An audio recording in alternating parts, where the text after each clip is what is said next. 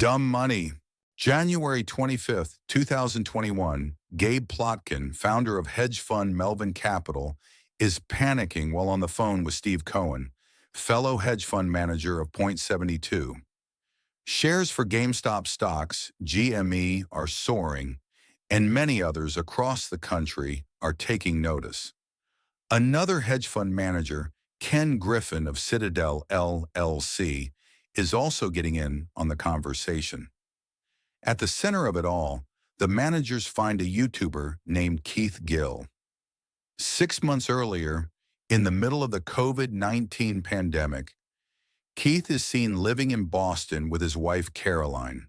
He also operates a YouTube channel and Reddit account under the names Roaring Kitty, and he contributes to the subreddit r/Wall Street Bets.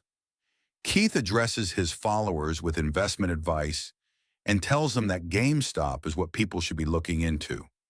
Among Keith's followers include Jenny Campbell, a nurse and single mother in Pittsburgh who takes Keith's advice in the hopes that she can earn enough to support herself and her sons. There is also Marcos Garcia, an employee at a GameStop store who deals with his demanding boss and is asked to do menial tasks. At a college, our students Harmony and Riri, when Riri convinces Harmony to follow Keith and invest in GameStop. Harmony tells Riri that her father lost his business thanks to Wall Street guys, and after he died, she inherited his debt.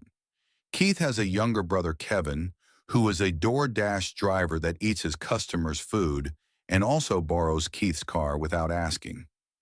Gabe and Steve discuss over the phone their plans to short sell GME stocks because they think it's worthless, and the company's loss will earn them profits from their own investments. They even make fun of the investors who are looking into the stock, referring to them as dumb money.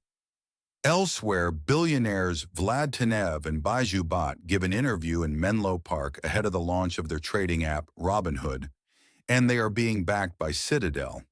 Following Keith's advice, the investors of Wall Street Bets, Jenny Marcos, Harmony, Riri, among others, start to buy shares through apps like Robinhood and see their earnings go up, though they hesitate to sell unless Keith says it's the right move.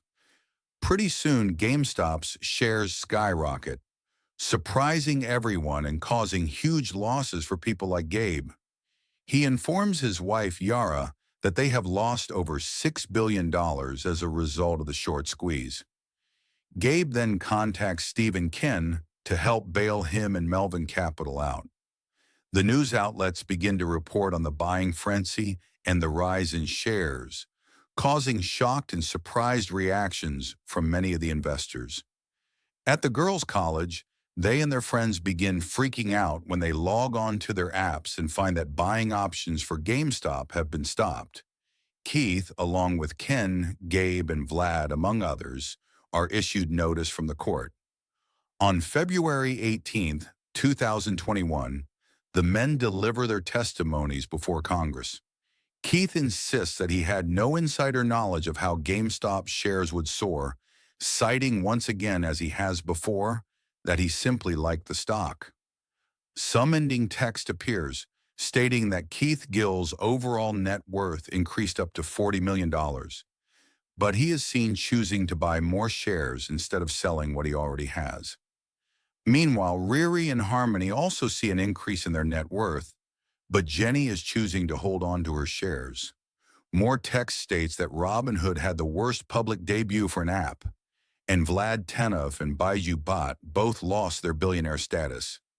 Messages leaked by Ken Griffin to Robinhood also led to an investigation by the SEC, but no charges were filed against either parties. Hedge funds like Melvin Capital eventually shut down. It is said that the movement Keith started is only just beginning, and while he has since retreated from the public eye, Wall Street can no longer ignore dumb money.